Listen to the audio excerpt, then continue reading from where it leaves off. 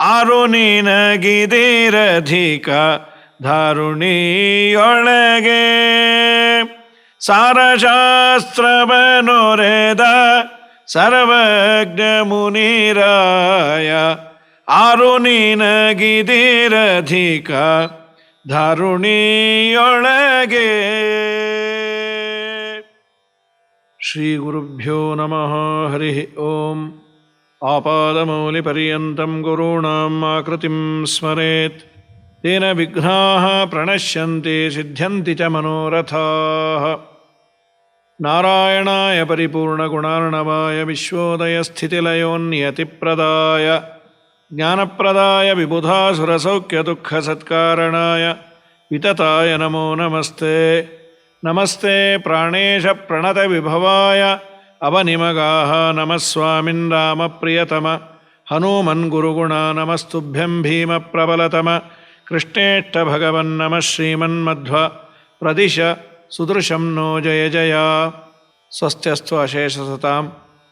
ವೀಕ್ಷಣೆ ಮಾಡುವ ಅಭಿಮಾನಿಗಳಿಗೆ ಅಭಿನಂದನೆಗಳನ್ನು ಸಲ್ಲಿಸಿ ವಾಯುದೇವರ ಅವತಾರರಾದ ಆನಂದತೀರ್ಥರ ಬಗ್ಗೆ ಒಂದು ಸುಂದರವಾದ ಕೃತಿಯನ್ನು ವ್ಯಾಸರಾಜರು ರಚನೆ ಮಾಡಿದ್ದಾರೆ. ವ್ಯಾಸರಾಜರು ಪ್ರಹ್ಲಾದರಾಜರ ಅವತಾರ ಅಂತ ನಮ್ಮೆಲ್ಲರ ನಂಬಿಕೆ ಮಾಧ್ವರದು. ಅದನ್ನು ಉಲ್ಲೇಖವೂ ಮಾಡಿದ್ದಾರೆ ವಿಜಯೇಂದ್ರ ಸ್ವಾಮಿಗಳು, ಅನೇಕ ದಾಸರುಗಳು. ಪ್ರಹ್ಲಾದರಾಜರಲ್ಲಿ ವಾಯುದೇವರ ವಿಶೇಷ ಸನ್ನಿಧಾನವೂ ಇತ್ತು ಅಂತ ಶ್ರೀಮದಾನಂದ ತೀರ್ಥ ಭಗವತ್ಪಾದರು ತಿಳಿಸಿಕೊಡ್ತಾರೆ. ಹಾಗಾಗಿ ವಾಯುದೇವರ ಬಗ್ಗೆ ಆಡುವ ಅಧಿಕಾರ ಅವರಿಂದ ವಿಶಿಷ್ಟವಾಗಿ ಸನ್ನಿಹಿತರಾದವರು ಆಡಿದ್ರೆ ಅದಕ್ಕೆ ಹೆಚ್ಚು ಬೆಲೆ. ವಾಯುದೇವರ ಬಗ್ಗೆ ಯಾರು ಆಡಿದ್ರೂ ಅದು ಮಹತ್ವಪೂರ್ಣವಾದದ್ದೇ. ವ್ಯಾಸರಾಜರಂತಹ ವಿದ್ವತ್ ಚಕ್ರವರ್ತಿಗಳು ಒಂದು ಸುಂದರವಾದ ಪದ್ಯವನ್ನು, 3 ನುಡಿಗಳ ಪದ್ಯವನ್ನು ರಚನೆ ಮಾಡಿಕೊಟ್ಟಿದ್ದಾರೆ. ನಿನಗೆ ಸಮನಾದವರು ಯಾರೂ ಇಲ್ಲ ಅಂತ. ಪ್ರಾಯ ವ್ಯಾಸರಾಜರ ಮತ್ತೊಂದು ಶ್ಲೋಕದಲ್ಲಿ ನಾವು ಕೇಳ್ತೀವಲ್ಲ, ನಿನಗೆ ಸಮನಾದವರು ಯಾರೂ ಇಲ್ಲ, ಗಂಗೆಯನ್ನು ಮೀರಿದಂತಹ ಮಹಾನುಭಾವರು, ಅಭ್ರಮಂ ಭಂಗರಹಿತಂ ಅಜಡಂ ವಿಮಲಂ ಸದಾ ಆನಂದತೀರ್ಥಂ ಅತುಲಂ ಭಜೇ ತಾಪತ್ರಯಾಪಹಂ. ನಿಮಗೆ ತುಲನೆ ಮಾಡಲಿಕ್ಕೆ ಮತ್ತೊಬ್ಬರು ಇಲ್ಲ, ಜೀವೋತ್ತಮರು ನೀವು ಅಂಥೇಳಿ ಕೊಂಡಾಡ್ತಾರೆ. ಅಂತಹ ವಾಯುದೇವರ ಬಗ್ಗೆ ಒಂದು ಕೃತಿಯನ್ನು, ವಾಯುದೇವರ ಅವತಾರರಾದ ಆನಂದತೀರ್ಥರ ಬಗ್ಗೆ ಒಂದು ಸುಂದರವಾದ ಕೃತಿಯನ್ನು ರಚನೆ ಮಾಡ್ಯಾರ. ಅದರ ಅರ್ಥಾನುಸಂಧಾನವನ್ನು ಯಥಾಮತಿಯಾಗಿ ಮಾಡುವ. ಆರು ನಿನಗಿದಿರಧಿಕ ಧಾರುಣಿಯೊಳಗೆ ಸಾರಶಾಸ್ತ್ರವನೊರೆದ ಸರ್ವಜ್ಞ ಮುನಿರಾಯ. ಆರು ನಿನಗಿದಿರಧಿಕ ಧಾರುಣಿಯೊಳಗೆ.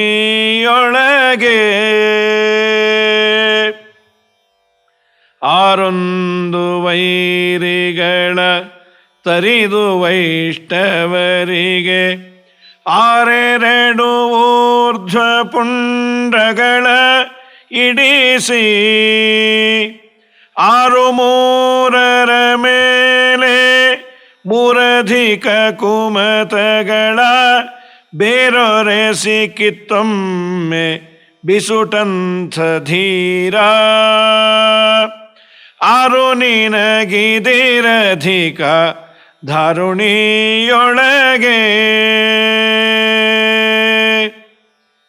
ಅಕಾರದಿಂದ ಶುರು ಮಾಡ್ತಾರೆ. ತುಂಬ ಸುಂದರವಾದಂತಹ ಕೃತಿ.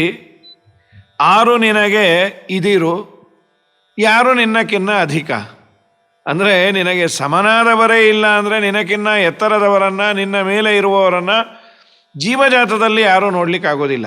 ವಾಯುದೇವರಕ್ಕಿನ್ನ ದೊಡ್ಡವರು ಲಕ್ಷ್ಮೀದೇವಿ, ಅವಳ ಮೇಲೆ ನಿಯಾಮಕನಾದ ಪರಮಾತ್ಮ ಇದ್ದಾನೆ. ಆದರೆ ಜೀವಜಾತದಲ್ಲೇ ಜೀವೋತ್ತಮರಾದಂತಹ ವಾಯುದೇವರನ್ನು ಬಿಟ್ಟರೆ ಇನ್ಯಾರೂ ಇಲ್ಲ. ವಾಯುದೇವರೇ ಬ್ರಹ್ಮರು.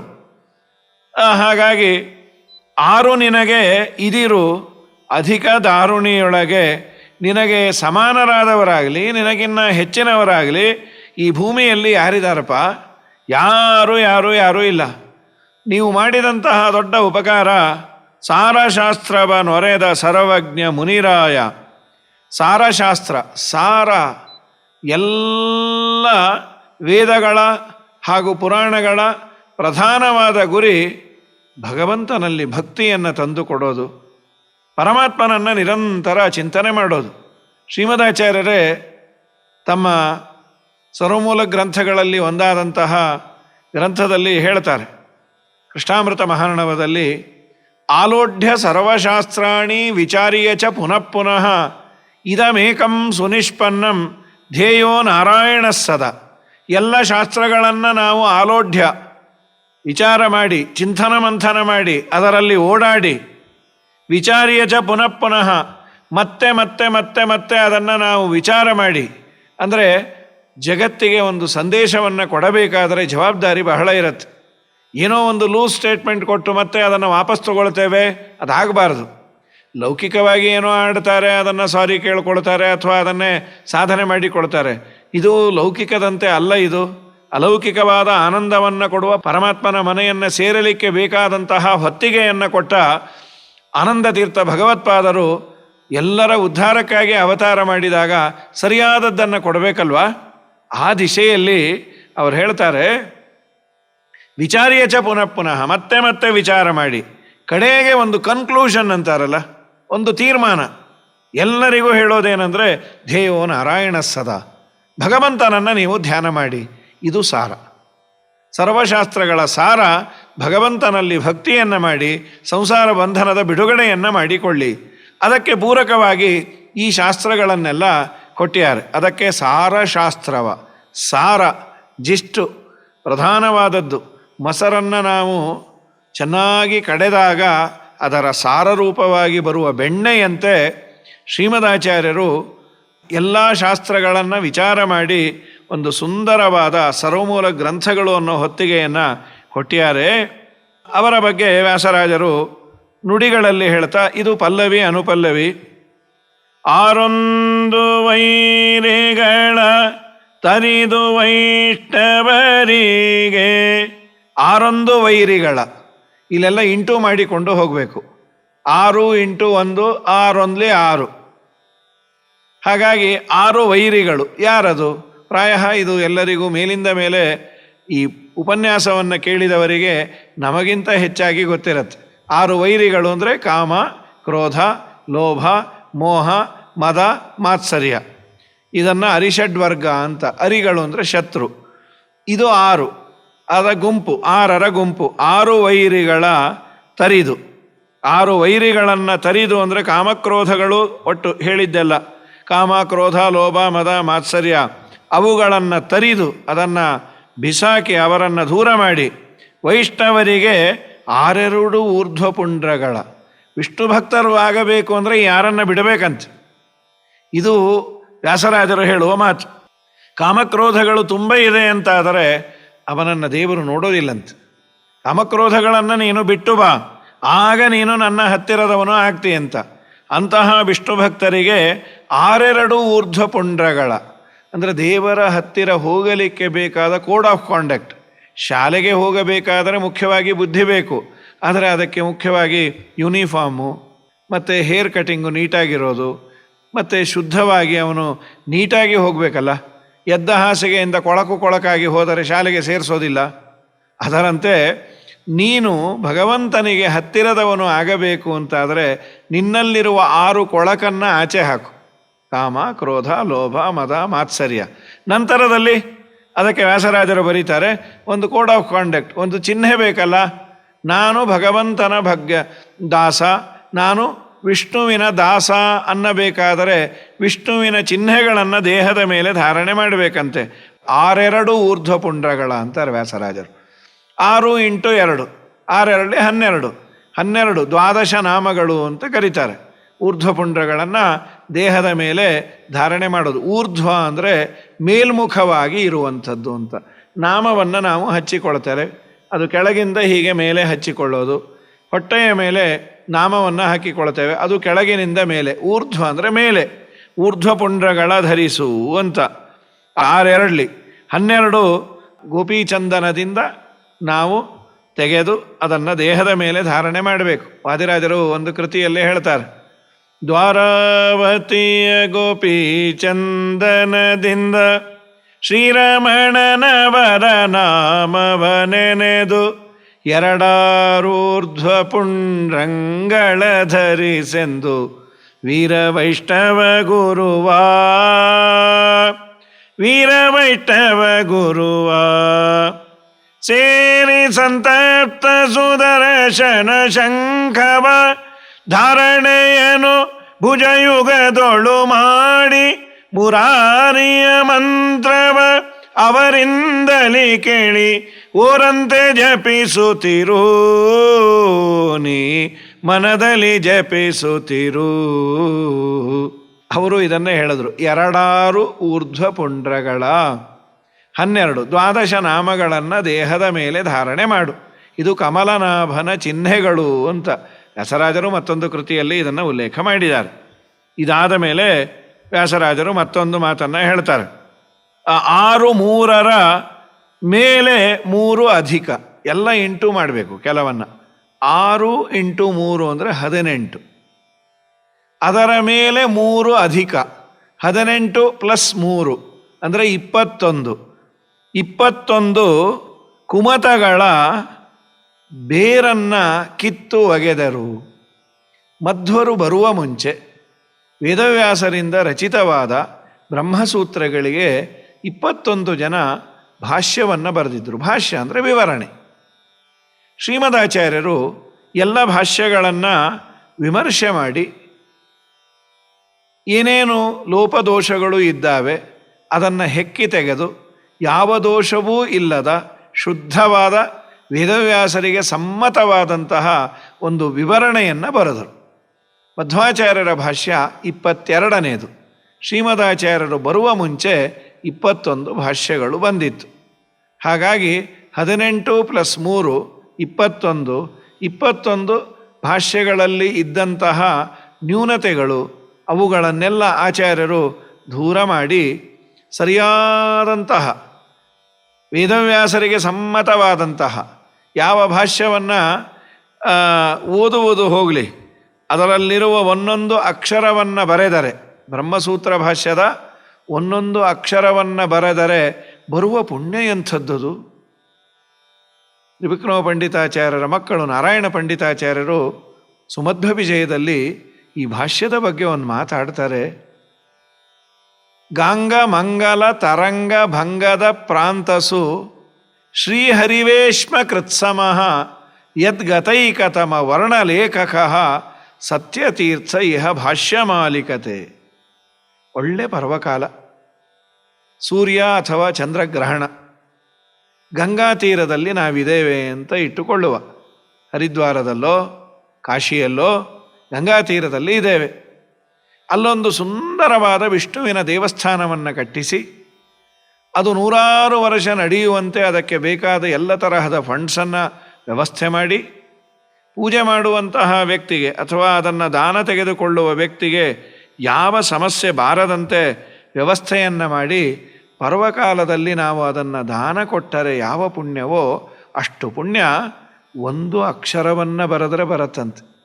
ಗಾಂಗ ಮಂಗಲ ತರಂಗಭಂಗದ, ಗಂಗೆಯ ತೀರದಲ್ಲಿ ಬೀಸಿ ಬರುವ ಗಾಳಿ ಗಂಗೆಯ ನೀರುಗಳನ್ನು ತನ್ನೊಟ್ಟಿಗೆ ತಂದು ಆ ದೇವಸ್ಥಾನದಲ್ಲಿ ಕೂತವರಿಗೆ ತಂಪನ್ನು ತರುವಷ್ಟು ಸಮೀಪದಲ್ಲಿ, ಗಂಗಾ ತೀರದಲ್ಲಿ ಅಂದರೆ ಎಲ್ಲೋ 100 ಮೈಲು ದೂರದಲ್ಲಲ್ಲ, ತೀರಾ ಹತ್ತಿರಕ್ಕೆ ದಿನ ಸ್ನಾನಕ್ಕೆ ಹೋಗಿ ಬಂದು ಆ ನೀರನ್ನೇ ತಂದು ದೇವರಿಗೆ ಅಭಿಷೇಕ ಮಾಡುವಷ್ಟು ಸಮೀಪದಲ್ಲಿ ದೇವಸ್ಥಾನ ಕಟ್ಟಿ ದಾನ ಕೊಟ್ಟರೆ ಎಷ್ಟು ಪುಣ್ಯವೋ.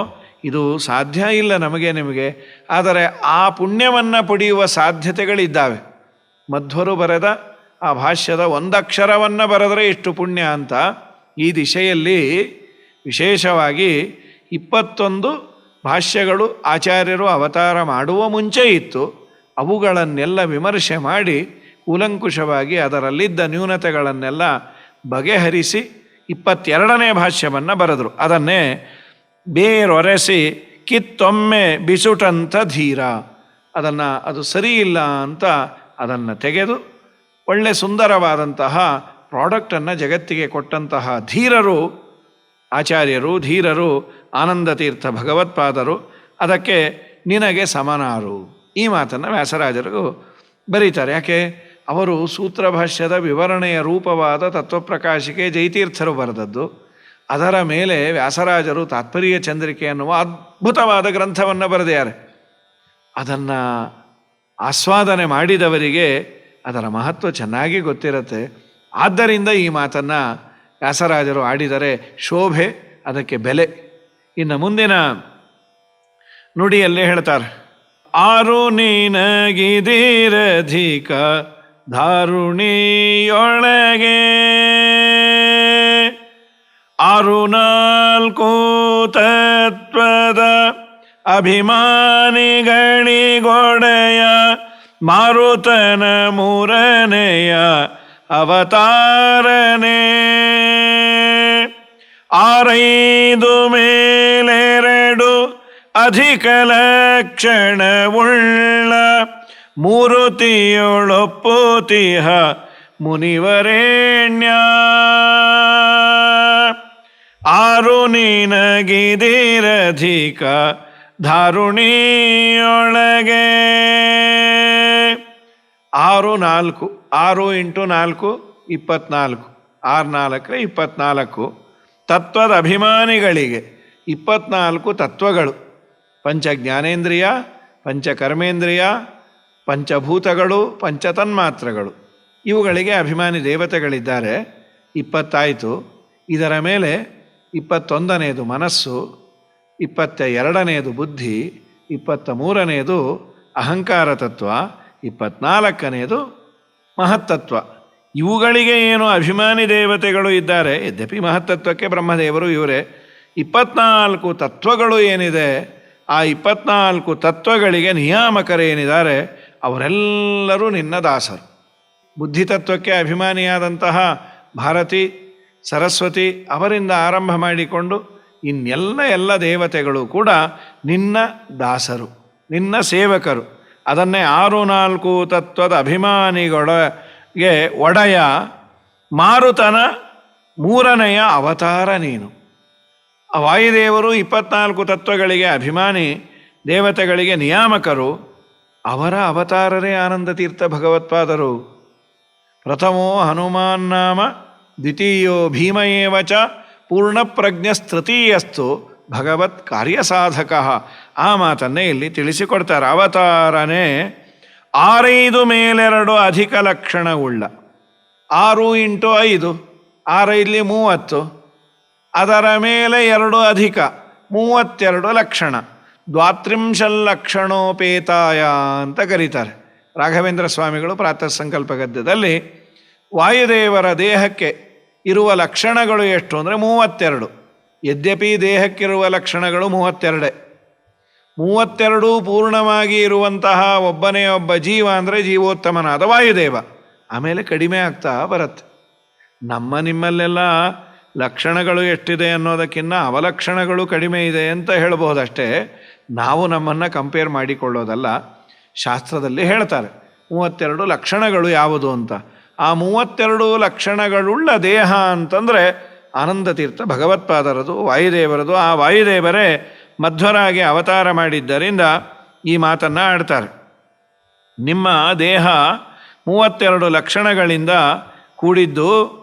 ಮೂರುತಿಯೊಳೊಪ್ಪುತಿಹ ಮುನಿವರೇಣ್ಯ. ಆ ಲಕ್ಷಣವುಳ್ಳಂತಹ ಅದ್ಭುತವಾದ ದೇಹವುಳ್ಳ ಮುನಿವರೇಣ್ಯ.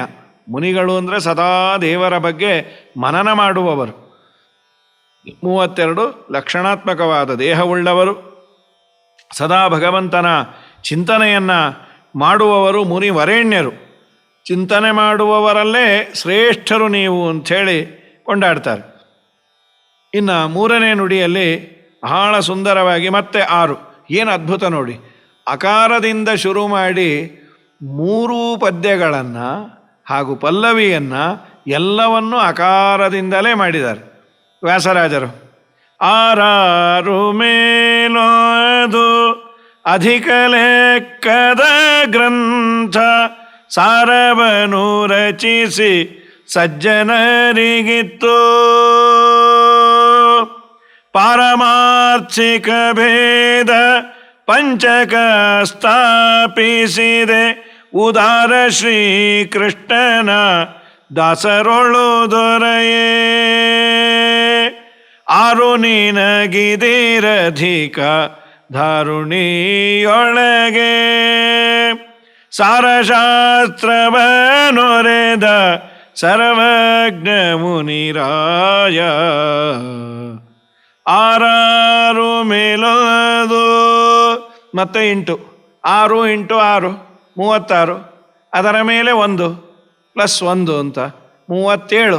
ಶ್ರೀಮದಾಚಾರ್ಯರ ಗ್ರಂಥಗಳನ್ನು 37 ಅಂತ ಒಂದು ಸಂಖ್ಯೆಯನ್ನು ಎಲ್ಲರೂ ಫಾಲೋ ಮಾಡ್ತಾರೆ.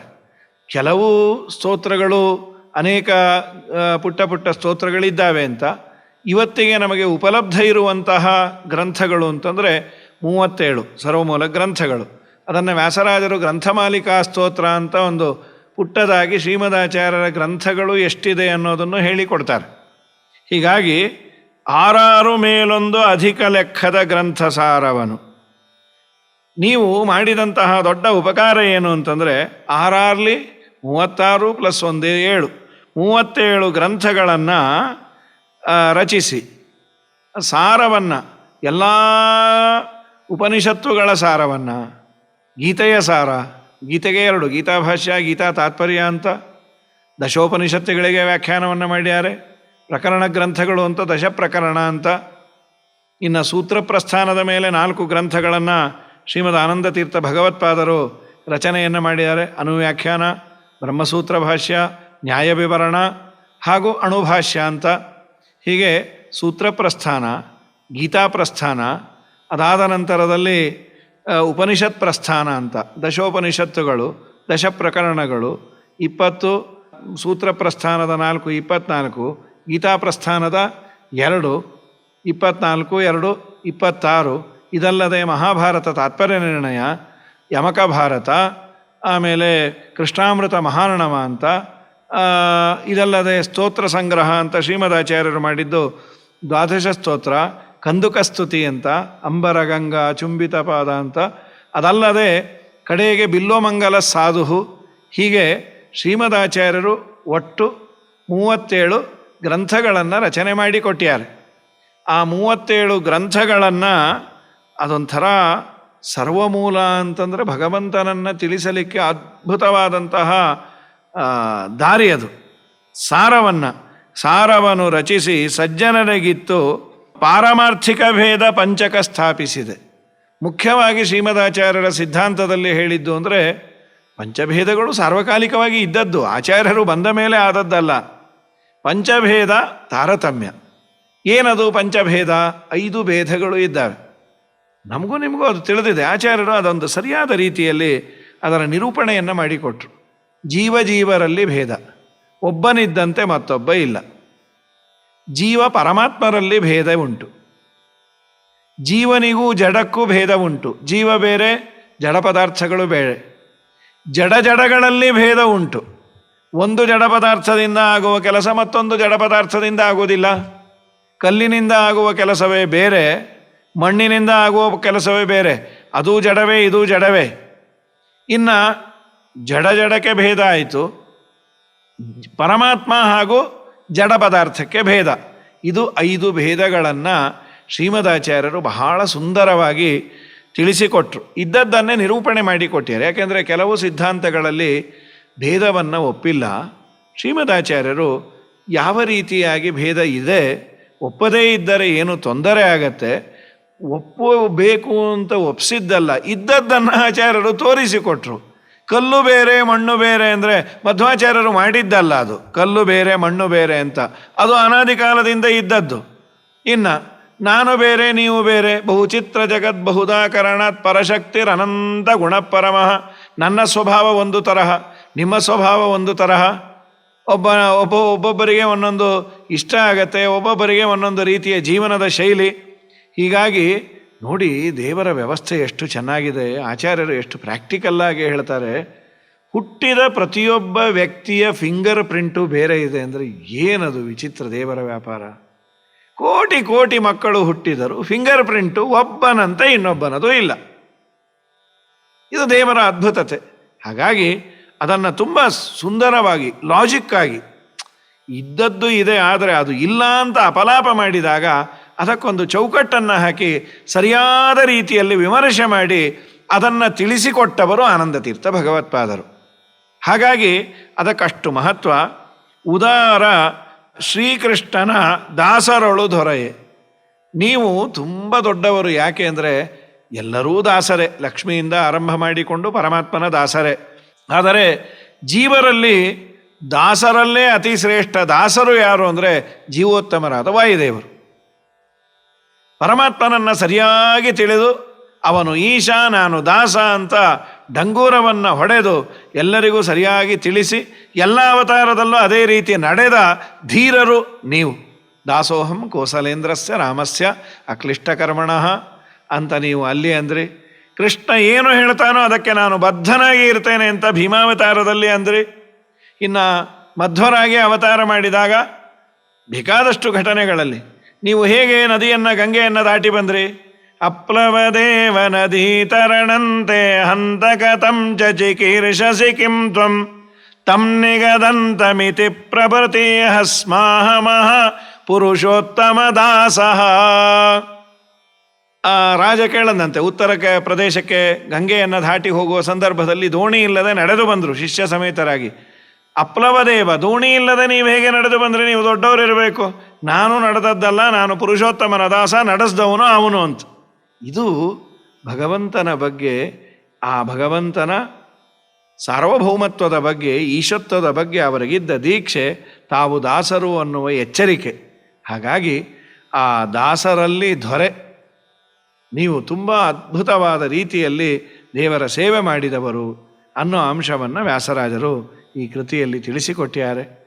ಆ ವ್ಯಾಸರಾಜರು ತಿಳಿಸಿದಂತೆ ಶ್ರೀಮದಾಚಾರ್ಯರ ಈ ಕೃತಿಯನ್ನು ನಾವು ಚೆನ್ನಾಗಿ ಪಠನೆ ಮಾಡಿ ಅರ್ಥ ಮಾಡಿಕೊಂಡು ಭಗವಂತನ ಪೂರ್ಣಾನುಗ್ರಹಕ್ಕೆ ಪಾತ್ರರಾಗಬೇಕಾದರೆ ಈ ಅನುಸಂಧಾನ, ಅವರು ಮಾಡಿದ ಕೆಲಸ, ಅವರು ನಡೆದ ರೀತಿ ಎರಡನ್ನೂ ನಾವು ಅಳವಡಿಸಿಕೊಂಡರೆ ದೇವರ ಅನುಗ್ರಹ ಆಗತ್ತೆ ಅಂತ ಹೇಳ್ತಾ, ಈ ಒಂದು ಕೃತಿಯನ್ನು ನಮ್ಮ ನಿಮ್ಮ ಮನೆಯವರೆಗೂ, ನಮ್ಮ ನಿಮ್ಮ ಕರ್ಣದವರೆಗೂ ತಲುಪುವಂತೆ ಸೇವೆ ಮಾಡಿದಂತಹ ಶ್ರೀನಿವಾಸನ್, ಪದ್ಮಮಾಲಾ ಶ್ರೀನಿವಾಸನ್, ಚೆನ್ನೈ, ಇವರಿಗೆ ವಿಶೇಷವಾಗಿ ಭಗವಂತ ಅನುಗ್ರಹವನ್ನು ಮಾಡಿ ಈ ತರಹದ ಜ್ಞಾನದ ಸೇವೆಯನ್ನು ಮಾಡಿಸಿ ಎಲ್ಲರಿಗೂ ಉಣಬಡಿಸಲಿ ಅಂತ ಪ್ರಾರ್ಥನೆಯನ್ನು ಮಾಡ್ತೇವೆ. ಹರಯೇ ನಮಃ. ಶ್ರೀಕೃಷ್ಣಾರ್ಪಣಮಸ್ತು.